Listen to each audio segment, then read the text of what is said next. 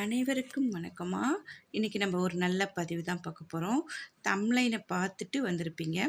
அதாவது இழந்த பணம், நகை திரும்ப கிடைக்க, அப்புறம் காணாமல் போன நகை, பணம் கிடைக்க அப்படின்னு சொல்லி போட்டிருக்கேன்.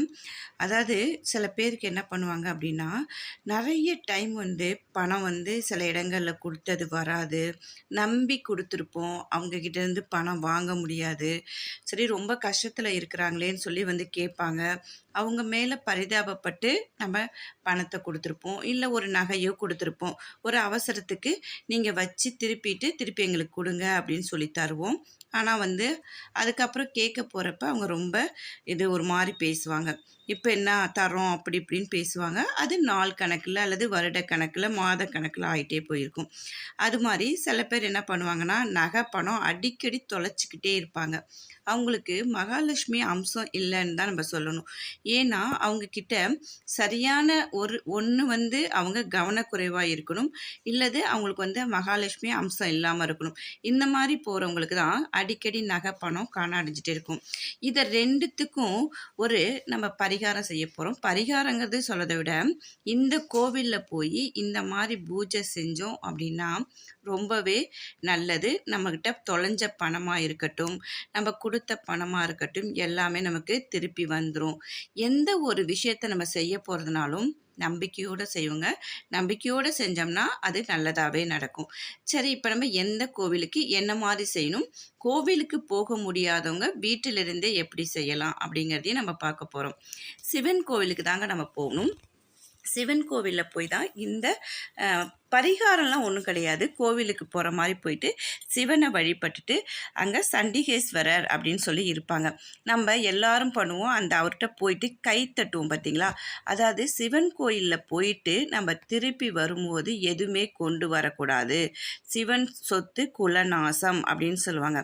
அப்படிப்பட்ட சிவன் கோயிலுக்கு கணக்கு பார்க்குறவர் யார் அப்படின்னு சொல்லி பார்த்தோம்னா சண்டீஸ்வரர் தான். அதனால தான் என்ன பண்ணுவோன்னா, சிவன் கோயிலுக்கு போயிட்டு அவர் முன்னாடி போய் கை தட்டுவோம். அதை சில பேர் என்ன பண்ணிட்டாங்க, சண்டிகேஸ்வருக்கு காது கேட்காது அப்படின்னு தவறாக செய்கிறாங்க. காது கேட்காதுல உன்னுடைய கோவிலில் இருந்து நான் எதுவுமே எடுத்துகிட்டு போல, இங்கே பாரு உன்னுடைய கணக்கில் இதை எழுதி வச்சுக்கோ அப்படின்னு சொல்கிறதுக்காக தான் நம்ம கையை தட்டிட்டு, நம்ம சிவனுடைய சொத்துலேருந்து நான் எதுவுமே எடுத்துகிட்டு போல அப்படிங்கிறதுக்காக தான் சொல்கிறோம். சரி, இப்போ அந்த சிவன் கோவிலுக்கு நம்ம போயிட்டு அந்த சண்டீஸ்வரருக்கு என்ன பண்ண போகிறோம் அப்படின்னா, வில்வ இலை இருக்குது பார்த்தீங்களா, வில்வ இலையால் அவருக்கு மாலையாது அல்லது அர்ச்சனை பண்ண போகிறோம். அர்ச்சனை பண்ணிகிட்டே வரும்போது வாரம் உங்களுக்கு எந்த கிழமை ஒரு நாள் தேர்ந்தெடுத்துக்கங்க. அந்த கிழமையில் நீங்கள் அர்ச்சனை பண்ணிட்டு வரும்போது நல்ல விஷயங்கள் நடக்கும். கூடிய விரைவில் நீங்கள் கொடுத்த பணமாக இருக்கட்டும் அல்லது காணாமல் போன நகையாக இருக்கட்டும், எதுவாக இருந்தாலும் உங்களுடைய வேண்டுதலை நீங்கள் அவர் முன்னாடி கோரிக்கையாக வச்சுட்டு சிவன் கோவிலுக்கு போயிட்டு நீங்கள் இது மாதிரி செஞ்சுக்கிட்டே வரும்போது, அதாவது சனிக்கிழமைனா சனிக்கிழமை எடுத்துக்கோங்க, வெள்ளிக்கிழமைனா வெள்ளிக்கிழமை, செவ்வாய்க்கிழமைனா செவ்வாய்க்கிழமை, ஏதாவது ஒரு நாள், வாரத்தில் ஒரு நாள், அதே அடுத்த வாரமும் அதே மாதிரி ஒரு வாரத்தில் ஒரு நாள் தேர்ந்தெடுத்துக்கோங்க.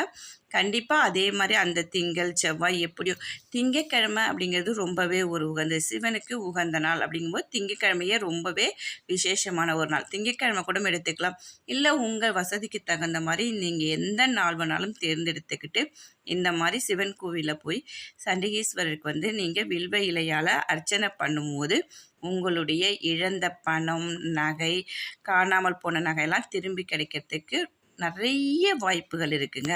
இது மாதிரி செஞ்சு நம்பிக்கையோடு செய்யுங்க. வாழ்க வளமுடன்.